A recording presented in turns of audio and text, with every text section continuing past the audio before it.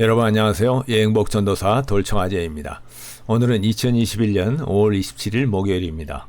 네, 벌써 5월도 이제 막바지에 이르렀네요. 오늘이 이제 5월 27일이니까 며칠 남지 않았는데요. 정말 아름다운 우리나라의 5월이었던 것 같습니다. 네, 그래서 오늘 제가 준비한 내용은 정말 아름다움을 더하기 위해서 저의 버킷리스트였던 북미 대륙 횡단 자동차 여행 27번째 순서로서 캐나다 로키, 그 중에서도 밴프 국립공원에 이제 드디어 입성하였습니다. 그래서 밴프 국립공원 하면 여러분 뭐가 가장 떠오르시죠?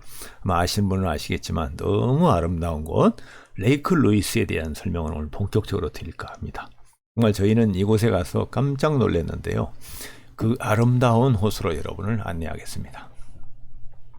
캐나다 로키는 지난주에도 말씀드렸지만 면적이 우리나라보다 훨씬 큰 면적이 커다란 캐나다 쪽의 로키이고요.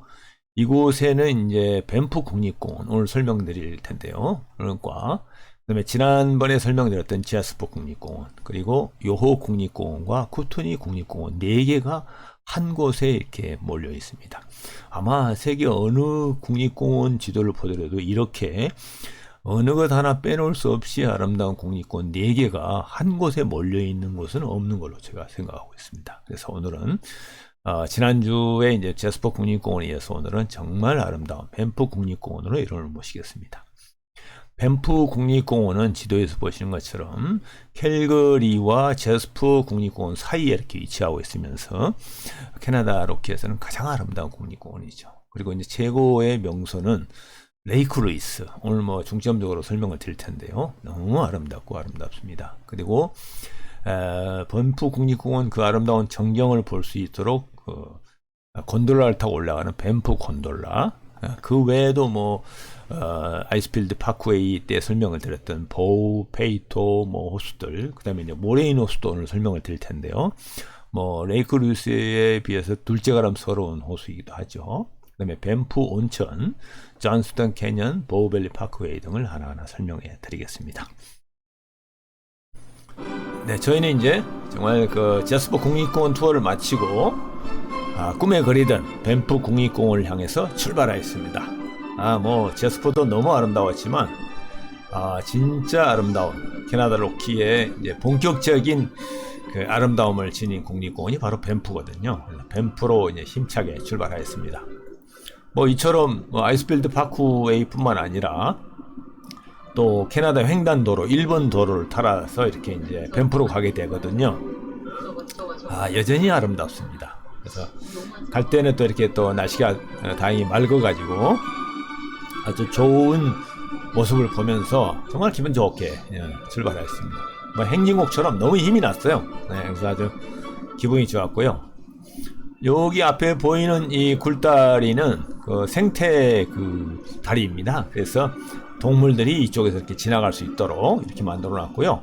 우리나라의 생태 다리보다도 훨씬 넓었어요. 한 100여 미터가 넘는 것 같았어요. 그래서 역시 이들의 그 동물을 사랑하는 마음을 또 읽을 수 있었고요. 여전히 이 캐나다 로키 도로는 여기 침엽수림이 양쪽으로 빽빽하게 들어서 있고요. 하늘 색깔 한번 보세요. 정말 놀랍지 않습니까? 정말 꿈속의 도로를 달리고 있는 그림 속의 도로랄까요? 그런 기분이 들죠. 너무 정말 아름답고요. 이렇게 양옆으로 보이는 설산들은, 바위산들은 3,000m가 넘는 봉우리들입니다. 준봉들이 이렇게 이곳 캐나다 로키 지역에만 해도 3,000m 넘는 산이 60여 개가 넘으니까요. 정말 어디에서도 볼 수 없는 정말 아름다운 도로 같습니다. 여러분들 기분이 좀 좋아지시나요? 네, 오늘 그러면은 이제 이런 기분으로 밴프 국립공원 시작하겠습니다. 밴프는 캘거리에서 서쪽으로 약 137km 떨어져 있습니다. 이 지도에 설명하시는 것처럼 여러분들이 저희는 이제 제스퍼에서 이렇게 위로 서에서 동으로 갔지만 대부분 이제 여러분들이 관광을 하신다면 캘거리 국제공항으로 입성을 하게 됩니다. 그래서 자동차를 가지고 간다면 이곳에서 약 1시간 38분에 거치는 거리에 밴프가 위치하고 있고요. 캐나다 횡단 고속도로 1번 고속도로를 타고 이렇게 질주하게 됩니다. 그러면은 캔모아라는 동네에 도착하게 되는데 이곳은 이제 밴프 국립공원의 위성 도시라고 할 수 있어요. 밴프 국립공원 안에는 많은 호텔이나 그 집을 지을 수가 없거든요, 식당을요. 그래서 바로 국립공원 외곽 지역인 이곳에 캔모아라는 신성도 위성 도시가 생기게 됐어요. 그래서 이곳에는 많은 뭐 호텔이라든가 레스토랑들이 즐비하고요. 이곳에서부터는 이제 런들산이라고 그래가지고 밴프를 대표하는 산이라 할 수 있죠. 런들산을 좌측에 끼고 이렇게 밴프로 도착하게 되는데요. 이곳은 이제 그 밴프는 밴프 국립공원의 거점 도시이기도 하고, 이곳이 이제 엘버타주인데요. 엘버타주의 가장 대표적인 관광 도시이기도 합니다. 밴프의 인구는 불과 약 9천여 명 정도가 되는데, 뭐 유동인구가 많아 정확한 숫자보다는 약 9천 명 정도밖에 안 되는데, 연간 방문자 수는 약 300만 명이 넘는다고 합니다. 그래서 이런 정말 믿기지 않은 그런 동네가 있는데요. 그곳으로 여러분을 안내하겠습니다. 우리가 밴프에 도착했을 때 뜻하지 않게 사슴 한 마리가 마치 우리를 환영하듯이 이렇게 갑자기 나타났어요. 그래서 길가에서 풀을 뜯고 있었는데요. 그러다 보니까 차들이 이제 하나 둘씩 쓰기 시작했고, 우리가 처음 최초로 본 것 같아요. 이거 어떻게 보면 행운을 얘기해 준다고 볼 수 있는데요. 이런 모습이었어요. 그래서 차들이 하나 둘씩 쓰기 시작하는데요. 이곳 밴프 국립공원의 주인이 바로 이들 야생동물임을 알려주는 그런 어떤 상징적인 장면이 아닌가. 그래서 제가 시작 영상으로 이것을 올리게 됐습니다. 정말 우리가 겪은 경험하고는 좀 생소한 정말 그런 경험이었습니다. 그리고 이제 그 밴프 이게 시내에 이제 진입을 했는데요. 앞에 거의 높이 산이 이제 3,000m가 넘는 캐스케이드 산이고요. 저희들은 어디를 가든지 관광지에 가면 맨 먼저 인포메이션 센터를 찾습니다. 그래서 이번에도 밴프 시내 입구에 있는 이제 인포메이션 센터를 찾아서 저희들이 찾아갔던 것이죠. 모든 여행이 다 이제 그곳 현지 정보를 가장 중요시 여기지 않습니까? 그래서 항상 이런 순서로 이제 여행을 하게 됩니다. 이곳이 이제 인포메이션 센터인데요. 저희는 이제 국립공원의 그 인포메이션 센터에서 각종 여행 정보도 수집하고, 또 이제 안내원한테 안내도 듣고, 또 밴프 지역의 이제 지역 지도를 확보해서 여행에 나섰습니다. 밴프 시내는 이 그림에서 보시는 것처럼 너무 깔끔하고요. 스위스풍의 건물들로 가득 차 있는 아주 작고 아담하고, 그리고 아름다운 전원도시 그대로였습니다. 너무 아름다웠어요. 그리고 시내 중심가에 이렇게 떡하니 건물이 큰 게 아주 아름다운 건물이 하나 있는데요. 이게 이제 밴프 중심가가 하나뿐인데 그게 밴프 에브뉴예요. 그것을 꽉 채우고 있는 이곳이 바로 3성급 호텔인 마운트 로얄 호텔입니다. 이것도 100년이 넘었다고 그러는데도 이렇게 여전히 멋진 모습을 보이고 있었습니다. 그리고 시내를 이렇게 활주해 봤는데요. 생각보다 보도도 넓고, 가게들도 아주 멋지게 꾸며놔가지고, 깁샵이라든가, 레스토랑, 그 다음에 호텔, 그 외에 여러 가지 쇼핑몰들이 많이 몰려 있었고, 아이스크림 가게도 있고, 초콜릿 가게. 정말 이 밴프 시내가 좁은 거리이긴 하지만, 작은 거리지만, 꼭 한 번쯤 거닐어 보고 싶은 곳입니다. 그리고 지금 집사람하고 가면서 그 얘기를 하고 있는데요. 참 특이하게도 이곳에서 흑인 관광객을 보지를 못했어요. 그래서 좀 미국의 관광지하고 좀 다르구나 하는 생각을 하게 됐던 것이기도 합니다. 의외로 한국 사람은 굉장히 많았어요. 그래서 아주 멋진 곳입니다. 그래서 아주 그리고 이제 저희들은 이제 배가 고파가지고 오랜만에 한식을 먹기 위해서 이 밴프에 있는 유일한 한국 식당이에요. 이곳을 찾아갔는데요. 그 1층에는 이곳의 밴프에는 이게 초콜릿 공장이 많습니다. 그 초콜릿이 유명하기도 하고요. 굉장히 큰 공장이었어요. 초콜릿을 제조하고 있었고 팔기도 하고, 그러면서 한쪽에서는 또 아이스크림 초콜릿을 팔기도 하고, 아주 여러분 밴프에 가시면 꼭 이곳에 들려서 맛보시기 바랍니다. 그리고 이제 그 옆에는 또 보니까 여성분들 관심 있는 진주를 갈아서 만든 화장품 이런 공장도 있었고요. 좀 다양한 볼거리들이 있는 동네이기도 합니다. 그래서 이제 이렇게 2층으로 난 계단을 따라서 올라가면 드디어 이제 한국 레스토랑이 밴프에는 하나밖에 없기 때문에 이곳을 찾을 수밖에 없는데요.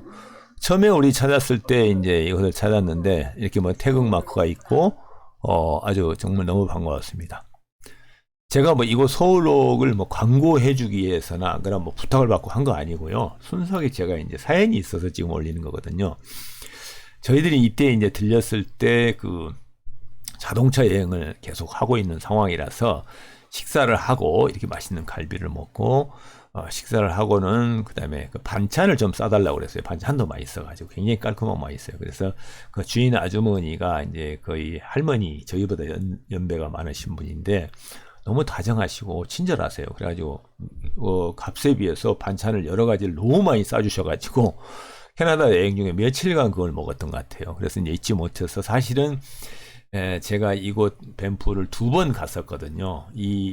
지금 횡단할 때 한번 가고 그 이후에 트레킹을 하러 밴프를 갔는데 저희를 알아보시고는 서비스로 갈비 외에 사실은 내가 가장 잘하는 요리가 감자탕이야 하면서 감자탕을 내가 보여주셨는데요. 너무 맛있어요. 한번 여러분 혹시 밴프를 가시게 되면 어쩔 수 없이 한식을 먹으려면 이곳밖에 갈 수가 없지만 그것에 못지않게 음식도 너무 맛있고요. 감자탕을 꼭 한번 드셔보시기 바랍니다. 강추합니다. 이건 제가 광고하는 건 아니기 때문에 오해하지 마시기 바랍니다. 정말 서울옥 사장님 감사합니다. 그리고 이제 그 다음날 저희들이 이제 여행을 계속 했는데 아침에 일어나서 보니까 여기가 이제 캐나다 밴프 국립공원의 관리사무소예요.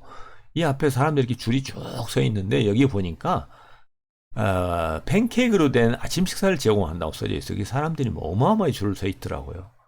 그날이 보니까 7월 1일 캐나다 독립기념일인 캐나다 데이였어요. 저희들은 그것도 모르고 그냥 여행하다가 정보를 사실 빠뜨리고 말았었는데 다음에 가면은 정말 7월 1일 되면은 이들과 같이 즐기고 이들의 독립기념일을 어떻게 하는지를 꼭 즐기고 있습니다. 저희들은 뭐 그냥 아침에 출발하면서 이 광경을 봤기 때문에 뭐 줄도 쓸 수 없고 팬케이크도 못 얻어 먹었지만 캐나다 데이를 제대로 즐기지 못했었거든요. 그래서 꼭 이런 걸 참고하시면 좋겠습니다.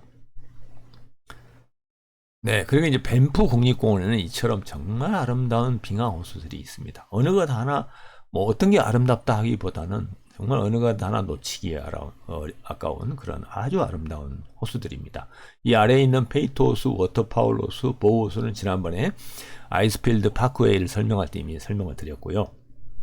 오늘부터는 이제 레이크 루이스와 모레인 호수를 중점적으로 설명을 드릴까 합니다. 그 중에서도 오늘은 이제 레이크 루이스를 중점적으로 여러분에게 소개시켜 드리겠습니다.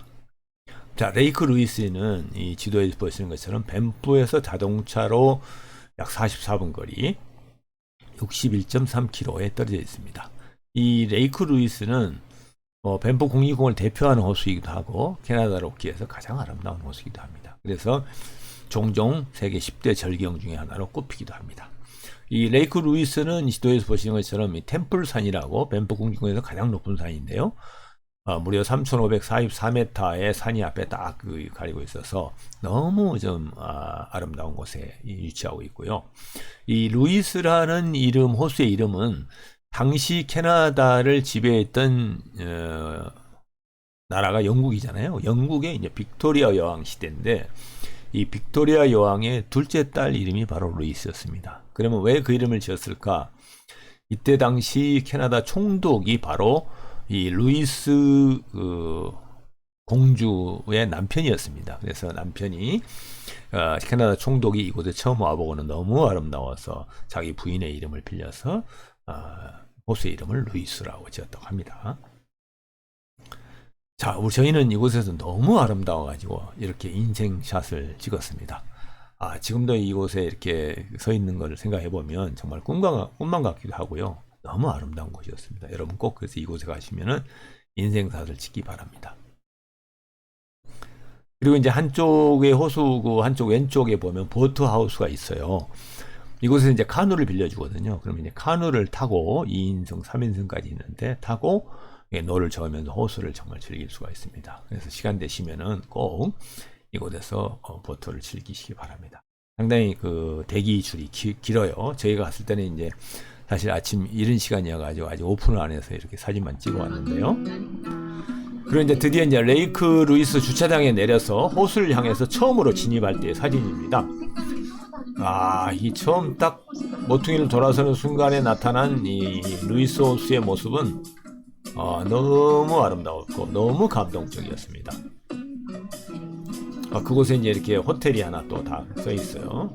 양쪽으로 이렇게 높은 산들이 이렇게, 이게 다 3,000m가 넘는 산들인데 이게 가리고 있고, 저 뒤로는 이제 빅토리아 빙하가 이렇게 내다 보입니다. 이게 처음 이때의 이 영상은 정말 잊을 수가 없네요.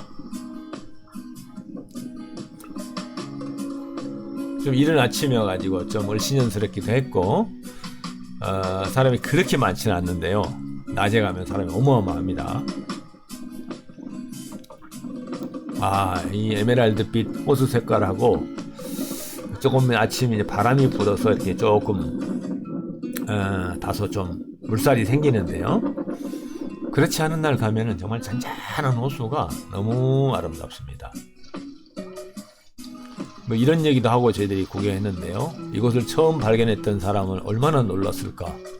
뭐 저희보다 더 놀랐겠죠. 하는 괜한 걱정을 하면서 이렇게 구경을 했었는데요. 날씨가 좀 흐리고 이러다 보니까 갑자기 흐려져서 영상이 좀 막지는 않습니다만은,